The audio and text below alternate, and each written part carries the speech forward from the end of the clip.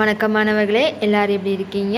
இப்போ நம்ம இந்த வீடியோவில் என்ன பார்க்க போகிறோன்னா, 6ஆம் வகுப்பு தமிழ் பாடத்தில் டேம் 3ல் இயல் 2 4 வகை சொற்கள்ங்கிற நமக்கு இலக்கண பகுதி வந்து கொடுத்துருக்காங்க.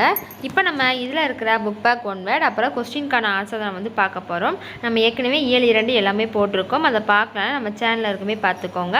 இப்போ நம்ம ஆன்சர்ஸ் பார்க்கலாம். மதிப்பீடு கொடுத்துருக்காங்க. இலக்கணத்துக்கான மதிப்பீடு.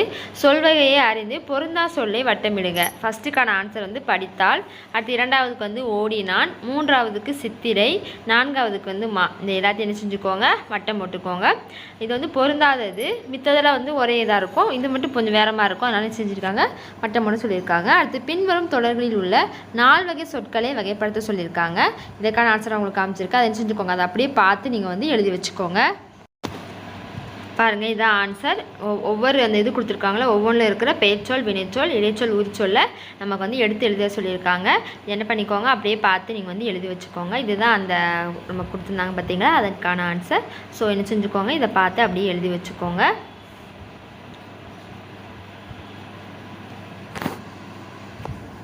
கொஞ்சம் வீடியோவை ஸ்டாப் பண்ணி அப்படியே பார்த்து எழுதிக்கோங்க.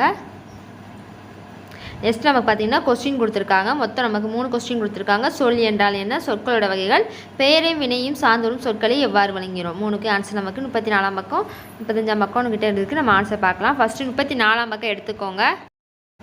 34ஆம் பக்கம் பாருங்கள், நமக்கு 4 வகை சொற்கள் சொல்லி கொடுத்துருக்காங்க. அது கீழே ஒரு பேரா கொடுத்துருக்காங்க. அதில் ஃபஸ்ட் லைனில் சில எழுத்துக்கள் சொல்லி ஒரு லைன் ஸ்டார்ட் ஆகுது. அந்த சில எழுத்துக்கள் குறிச்சிக்கோங்க. குறித்து அந்த பேரா முடிவு வரைக்கும் எழுத்து சேர்க்கை சொல் எனப்படும். அது வரைக்கும் அந்த 3 லைன் குறிச்சிக்கோங்க. முதல் கொஸ்டினுக்கான ஆன்சர். அடுத்து இரண்டாவது கொஸ்டினுக்கான ஆன்சர் அது கீழே தான் இருக்குது. இலக்கண அடிப்படைன்னு சொல்லி ஸ்டார்ட் ஆகுது. அதில் சொற்கள் இருக்கு பாருங்க, அந்த சொற்கள்லேருந்து 4 வகைப்படும் இருக்கா, அது வரைக்கும் குறிச்சிக்கோங்க. இரண்டாவது கொஸ்டினுக்கான ஆன்சர். அடுத்து மூன்றாவது கொஸ்டினுக்கான ஆன்சர் நமக்கு வந்து இடைச்சொல்னு சொல்லி ஒரு ஹெட்டிங் கொடுத்துருப்பாங்க.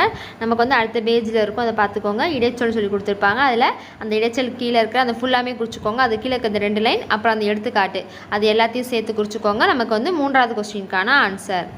அடுத்து நமக்கு என்ன கொடுத்துருக்காங்க நம்ம பார்க்கலாம்.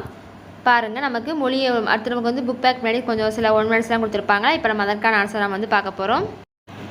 பாருங்கள், பின்னாடி நமக்கு என்ன சொல்லியிருக்காங்கன்னா, ஒரு கதை கேட்டிருக்காங்க. அது கீழே பாருங்கள், அகராதியை பயன்படுத்தி பொருள் எழுதுக கேட்டிருக்காங்க. நமக்கு 5 கொடுத்துருக்காங்க. கருணைனா அப்படி என்னென்னா அருள், இரக்கம். அச்சம் அப்படின்னா பயம், நடுக்கம். ஆசைனா விருப்பம், அவா. எச்சம்னா மிச்சம், எஞ்சியது. 5 ஒப்புனா இணை, சமானம். அடுத்து வந்து கீழ்காணும் சொற்களை அகர வரிசையில் எழுத சொல்லியிருக்காங்க. அகர வரிசையில் நம்ம வந்து ஆஇக்கு வரிசைப்படி எழுதணும். அப்புறம் வந்து காஞா சானா வரிசைப்படி வந்து நம்ம எழுதணும். நம்ம வந்து நான் உங்களுக்கு காமிச்சிருக்கேன், அதை செஞ்சுக்கோங்க. அதை அப்படியே பார்த்து எழுதிக்கோங்க.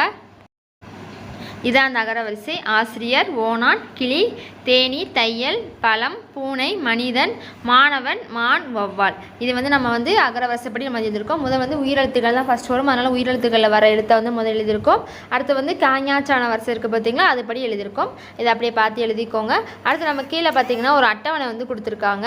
அந்த அட்டவணையை கொடுத்துட்டு நம்ம என்ன சொல்லியிருக்காங்கன்னா, அதில் இருக்கிற பெயர் சொற்கள், வினைச்சொற்கள், அப்புறம் இடைச்சொற்களும் உரி சொற்கள் வந்து எழுத சொல்லியிருக்காங்க. பெயர் சொற்கள் என்னெல்லாம் இருக்குன்னு பாருங்கள். குமரன், பேருந்து, மண், மாடு. அடுத்து வினைச்சொல் வந்து வந்தான், நடந்தால், சென்றான்.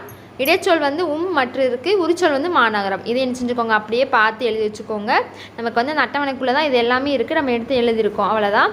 அடுத்து பாருங்கள், நமக்கு வந்து ஒலி வேறுபாடுலேருந்து வாக்கியத்தில் அமைத்து எழுத சொல்லியிருக்காங்க. அறமரம், மனமனம். இதுக்கான ஆன்சர் உங்களுக்கு காமிச்சிருக்கு, அதை என்ன செஞ்சுக்கோங்க, அப்படியே பார்த்து எழுதி வச்சுக்கோங்க. பாருங்கள், இதாவது ஃபஸ்ட்டு ஆரம்னா கருவின்னு அர்த்தம். இரண்டாவது ஆரம் அந்த ராக்கு வந்து என்ன அர்த்தம்னா தர்மம் பண்ணுறது.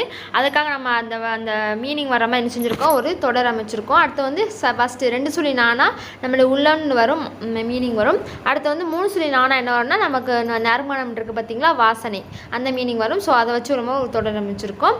நெக்ஸ்ட்டு பார்த்திங்கன்னா அதுக்கு பின்னாடி வந்து நமக்கு அடுத்த பேஜில் இருபொருள் தருக கேட்டிருக்காங்க. இப்போ 6னா நம்ம வந்து நதியும் சொல்லுவோம், எண்ணுன்னு சொல்லுவோம் பார்த்தீங்களா, அதே மாதிரி சில கொடுத்துருக்காங்க. நம்ம அதை ஆன்சர் பார்க்கலாம். திங்கள் அப்படின்னது நிலவுன்னு சொல்லுவாங்க. அப்புறம் மாதம். அடுத்து வந்து ஓடுனா வீட்டின் கூரை, அப்புறம் வந்து ஓடுறது. நகைனா நகைத்தல், சிரிப்பு. அப்புறம் வந்து நகையை சொல்கிறோம் பார்த்தீங்களா, அணிகலன். இதை என்ன செஞ்சுக்கோங்க, பார்த்து எழுதிக்கோங்க.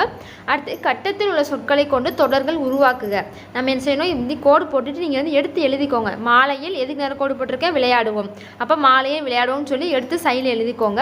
அடுத்து பிறருக்கு உதவி செய்வோம், அதை எடுத்து எழுதிக்கோங்க.